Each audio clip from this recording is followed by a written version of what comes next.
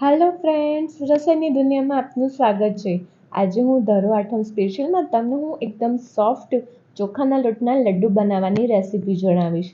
જો તમને આ રેસીપી ગમે તો લાઇક, શેર અને સબસ્ક્રાઈબ જરૂરથી કરજો અને તમારા ફ્રેન્ડ્સ અને રિલેટિવ્સમાં જરૂરથી શેર કરજો। ફ્રેન્ડ્સ, ચોખાના લોટના લાડુ બનાવવા માટે એક કઢાઈ લઈશું। તેમાં 200 ગ્રામ ચોખાનો લોટ ધીમા તાપે 2-3 મિનિટ શેકીશું। જો તમે ધરો આઠમના દિવસે શેકેલો લોટ ન ખાતા હો તો કાચો લોટ લેવાનો રહેશે।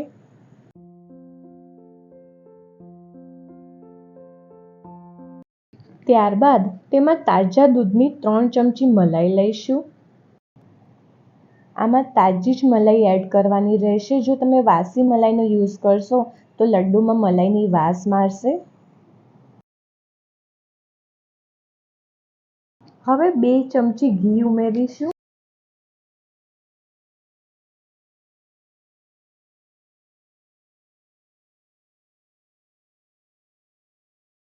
ત્યારબાદ આ બધાને આપણે મિક્સ કરી દઈશું। મલાઈ એડ કરવાથી તમારા લડ્ડુ એકદમ સોફ્ટ બનશે અને ઘણી વખત આ લાડવા ખાવાથી ગળામાં તે ચોંટી જતા હોય છે, જે મલાઈ એડ કરવાથી તે નહીં થાય।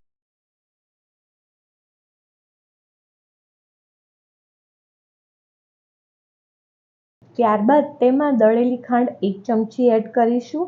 તમે તમારા ટેસ્ટ પ્રમાણે એડ કરી શકો છો। મેં વજનમાં 50 ગ્રામ દળેલી ખાંડ એડ કરી છે। હવે આપણે આ બધાને મિક્સ કરીશું।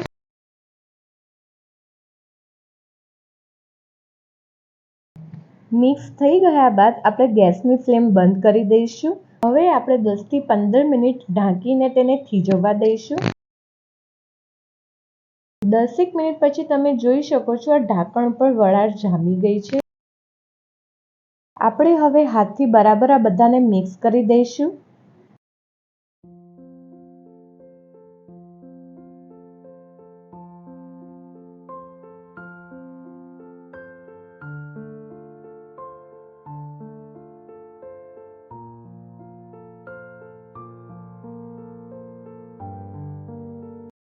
ત્યારબાદ આપણે કોઈ 1 ચમચીના માપથી થોડું ઘી એડ કરતા જઈશું અને તેને મિક્સ કરતા જઈશું।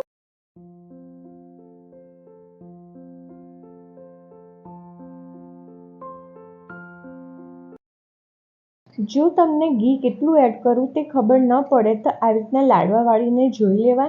જો લાડવા વળાઈ જાય ત્યારબાદ ઘી એડ કરવાનું બંધ કરી દેવાનું રહેશે। મેં 10 થી 12 ચમચી ઘી એડ કર્યું છે।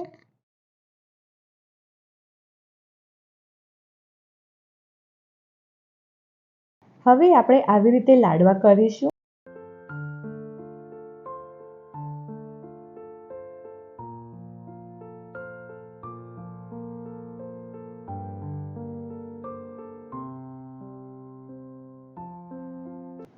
ત્યારબાદ તેને એક પ્લેટમાં મૂકી દઈશું।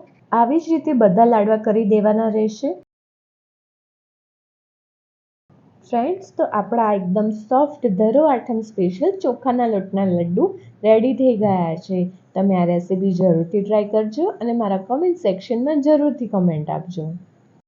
ફ્રેન્ડ્સ, જો તમને આ વિડીયો પસંદ આવ્યો હોય તો સબસ્ક્રાઇબની જોડે બેલ આઇકોન ઉપર ઓલ બટન દબાવજો, જેથી મારા બધા નવા વિડીયો તમને મળતા રહે।